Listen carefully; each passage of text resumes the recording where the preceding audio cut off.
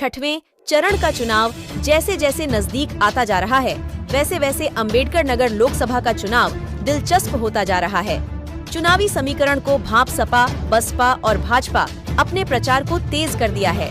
आज अम्बेडकर नगर लोकसभा क्षेत्र के तारुण में चुनावी जनसभा को संबोधित करने पहुंचे मंत्री संजय निषाद ने सपा, बसपा और कांग्रेस पर जमकर हमला बोला। साथ भाजपा प्रत्याशी रितेश पांडेय को चुनाव जिताने की अपील की। तारुण में जनसभा में इकट्ठा हुई भारी भीड़ के उत्साह को देखकर संजय निषाद गदगद हो गए। संजय निषाद ने अपने चुनावी भाषण के दौरान सपा, बसपा, कांग्रेस पर हमलावर होते हुए कहा कि विपक्ष के पास कुछ नहीं बचा। विपक्ष ने संविधान के सहारे दलितों पिछड़ों की नौकरी लूटने का काम किया। जब से केंद्र में मोदी जी आ गए, तब से अब विपक्ष कुछ लूट नहीं पा रहा। विपक्ष एक वर्ग की राजनीति के लिए चिल्लपो मचाता रहता है कि नौकरी लूटने का काम किया। जब से केंद्र में मोदी जी आ गए, तब से अब विपक्ष कुछ लूट नहीं पा रहा।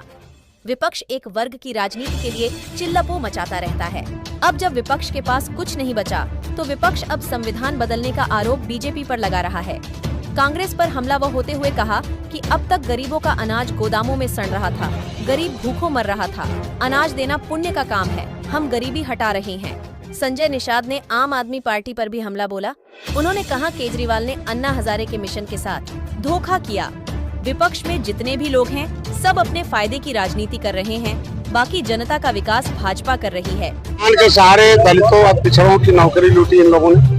अब मोदी जी आ गए, कुछ लूट नहीं पा रहे हैं लोग। लेबरमैन, वाशरमैन, फिशरमैन को खाली मिल्कमैन ने ले लिया, लेदरमैन ने ले लिया। संविधान कोई नहीं बदल सकता, इसके लिए कई बार मोदी संविधान में नीतियां कुछ धारे ऐसे हैं जो देश के हित में नहीं है, उसे बदलने का है। ये लोग एक विशेष वर्ग की राजनीति के लिए चिल्लपो मचाते हैं, इसलिए वो संविधान का ये इनको कहना चाहिए।